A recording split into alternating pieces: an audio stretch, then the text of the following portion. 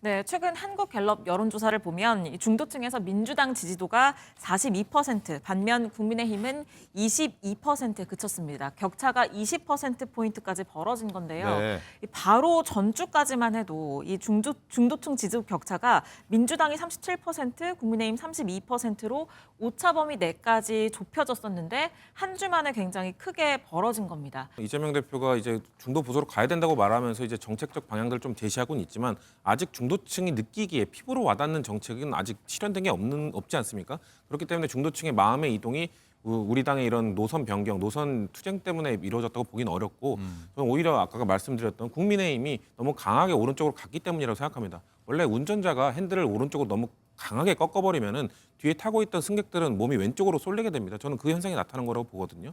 중도층에 있던 사람들이 중도 보수 이런 성향을 보이던 분들이 워낙 국민의힘이 강하게 우회전을 해버리니까 거기에서 반작용으로 이제 왼쪽으로 튀어나오면서 민주당을 지지하거나 아니면 이 탄핵과 관련돼서도 판단 보류를 하다가 탄핵 반대한다는 분들의 발언이 저거는 우리가 봤을 때 너무 비합리적인데 헌법재판소를 쓸어버리자고 반역자라고 변론 종결이 이제 눈앞에 가시화가 되니까 이제는 그 절차보다는 결과가 눈에 보이는 겁니다. 네. 그러면 결과는 탄핵이 인용돼야 된다라고 생각하는 쪽에 가까운데 근데 여태까지 헌법재판소의 탄핵 심판이나 이런 것들이 공정하지 못하다고 주장했던 사람들이 헌법재판소가 탄핵 인용을 만약에 하면 헌법재판소를 뭐 쓸어버리자는 식의 이야기를 하면서 나가버리니까 이제 그 결과 쪽에 있어서의 중도층의 민심과 어긋나는 이러한 사태가 벌어지게 되고 그러니까 그건 또 아니지 하면서 이쪽으로 이렇게 민주당 쪽으로 옮겨가는 사태가 벌어진다고 봐요. 보시는 것처럼 뭐 사기다, 뭐 할 짓이다, 왜 욕하냐.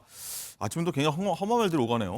그러니까요. 저렇게 권성동 그 원내대표 같은 발언을 하는 걸 극우라고 하는 겁니다. 그러니까 극우라는 개념이 과거에는 뭐 민족주의 뭐 이런 것들에 기반한 이런 정당의 흐름들을 그 극우 정당이라고 했는데 최근에는 이제 극우 정당의 흐름은 달라졌습니다. 이제 포퓰리즘에 기반한 저렇게 상대 자신들과 의견이 다른 정당과 그런 거에 대해서 혐오하고 배제하고 저런 식으로 자꾸 뭐 사기꾼, 사칭 아니 집권 여당의 원내대표가 아무리 그래도 제1야당의 대표에게 사기꾼이라는 표현을 저렇게 쓰는 것 이런 것들이 극우 포퓰리즘 정당들이 하는 행태거든요. 그렇기 때문에 저런 행동들을 보였기 때문에 사실 중도층들이 떠나고 있는 겁니다. 저는 저런 식의 발언 아까 뭐 그 양건 위에 양전 있다고 하셨는데 저는 프레스룸 라이브 나와서도 계속해서 뭐 전환길 강사나 이런 분들의 선을 넘는 발언들에 대해서 국민의힘 지도부가 저거 자제시켜야 된다. 저거는 보수의 가치에 맞지 않는다. 보수의 제일 가치가 뭡니까? 헌법소입니다. 이거는 김상욱 의원이 그 탄핵 찬성 투표를 하겠다고 했을 때 본인이 얘기했던 겁니다. 제 보수의 제일 가치를 왜 우리가 이렇게 지키지 않고 어긋나야 되느냐라고 주장을 했던 건데 그런 것들을 안 하는 모습들을 방관하고 내비두니까 그러면서 자꾸 제1야당 대표들의 혐오의 발언을 쏟아내니까 중도층의 민심이 떠나고 있는 것인데 그걸 여전히 인지를 못하고 저런 식의 발언을 하고 있다. 저는 국민의힘이 이 중도 보수를 점점 본인들이 또 오늘 아침 발언으로 한 발자국 더 오른쪽으로 가신 거거든요. 그러면 저희에게는 중도 보수로 갈 길이 더 열린 거죠. 그렇기 때문에 전 국민의힘 내부에서 저런 발언들, 저렇게 자꾸 오른쪽으로 가는 발언들에 대해서 자제시키는 발언이 나오지 않는 한 국민의힘은 계속해서 극우 정당이라는 프레임에서 벗어날 수 없을 거라고 생각합니다. 네. 자, 지금 중도층 움직임은 어떻길래 중도층 잡아야 되는지 서로 양측이 좀 바꾸고 있는지 한번 볼 텐데 윤지영 기자, 지금 중도층의 움직임, 여론조사는 어떻습니까? 네, 최근 한국갤럽 여론조사를 보면 이 중도층에서 민주당 지지도가 42%, 반면 국민의힘은 22%에 그쳤습니다. 격차가 20%포인트까지 벌어진 건데요. 네. 이 바로 전주까지만 해도 이 중도층 지지도 격차가 민주당이 37%, 국민의힘 32%로 오차범위 내까지 좁혀졌었는데 한 주 만에 굉장히 크게 벌어진 겁니다. 리얼미터 여론조사 결과도 나왔는데요. 여기에서는 국민의힘이 보수층에서 압도적인 지지를 받으면서 국민의힘 지지율은 42.7%, 민주당은 41.1%로 오차범위 내에서 국민의힘이 앞서는 것으로 나왔기는 했습니다만 중도층만 보자고 한다면 이 민주당은 중도층에서 45.6%의 지지를 얻었는데 네. 국민의힘은 35.3%를 얻어서 중도층에서 10.3%포인트 뒤지는 것으로 나타났습니다. 그렇군요. 자, 성춘 부의장님, 일단은 이런 흐름이 나온 이유를 두고 좀 많이 좀 봐야 될 것 같은데 일단은 뭐 이재명 대표 어떤 우클릭 그런 얘기도 있었고요. 뭐 중도 보수 얘기도 있었고 여러 가지 정책 얘기도 했지 않습니까? 그런 요인이 반영됐다고 봐야 됩니까? 아니면 국민의힘 쪽에서의 어떤 그런 발언들이랄까요, 그런 행동들 그런 거에서 기인한 걸 말까요? 전 해석할까요? 후자가 좀 더 크다고 보는 게요. 이재명 대표가 이제 중도 보수로 가야 된다고 말하면서 이제 정책적 방향들을 좀 제시하고는 있지만 아직 중도층이 느끼기에 피부로 와닿는 정책은 아직 실현된 게 없지 않습니까? 그렇기 때문에 중도층의 마음의 이동이 우리 당의 이런 노선 변경, 노선 투쟁 때문에 이루어졌다고 보기는 어렵고 저는 오히려 아까 말씀드렸던 국민의힘이 너무 강하게 오른쪽으로 갔기 때문이라고 생각합니다. 원래 운전자가 핸들을 오른쪽으로 너무 강하게 꺾어버리면은 뒤에 타고 있던 승객들은 몸이 왼쪽으로 쏠리게 됩니다. 저는 그 현상이 나타난 거라고 보거든요. 중도층에 있던 사람들이 중도 보수 이런 성향을 보이던 분들이 워낙 국민의힘이 강하게 우회전을 해버리니까 거기에서 반작용으로 이제 왼쪽으로 튀어나오면서 민주당을 지지하거나 아니면 이 탄핵과 관련돼서도 판단 보류를 하다가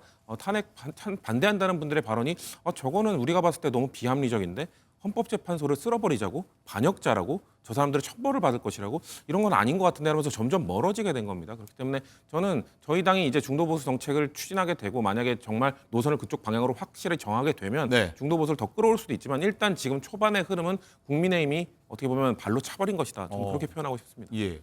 박성수 대변인 생각 좀 궁금한데 어쨌든 중도층이 좀 이탈했다는 게 좀 보여지는데 국민의힘 입장에서는 고민이 좀 클 것 같습니다. 뭐 선거와 별개로요. 그러니까 중도층의 특징은 저는 이제 우리 당 일각에서 약간 극단적인 주장을 하시는 분들이 중도층은 없다. 우리가 똘똘 뭉쳐서 힘이 세 보이면 중도층은 온다. 이 논리를 계속해서 펼쳤어요. 그런데 중도층의 특징은 저는 누누이 이야기를 했지만 그때그때 그 순간에 보다 좀 더 정의로워 보이는 쪽을 선택을 합니다. 저는 그렇게 보는데 그럼 왜 지금까지 중도층에서 이렇게 좁혀졌느냐? 중도층은 탄핵에 있어서 결론에 있어서는 이미 민주당 지지자들과 비슷한 생각을 하고 있는 것 같아요. 이거는 계엄은 아니다.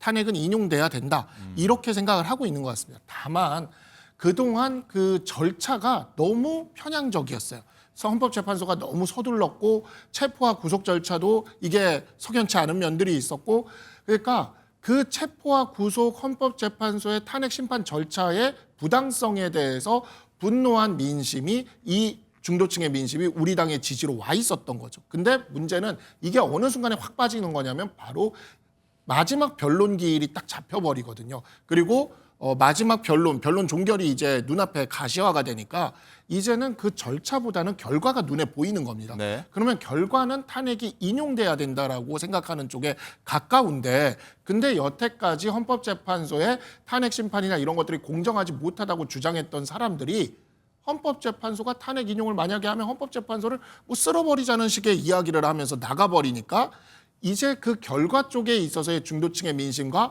어긋나는 이러한 사태가 벌어지게 되고 그러니까 그건 또 아니지 하면서 이쪽으로 이렇게 민주당 쪽으로 옮겨가는 사태가 벌어진다고 봐요.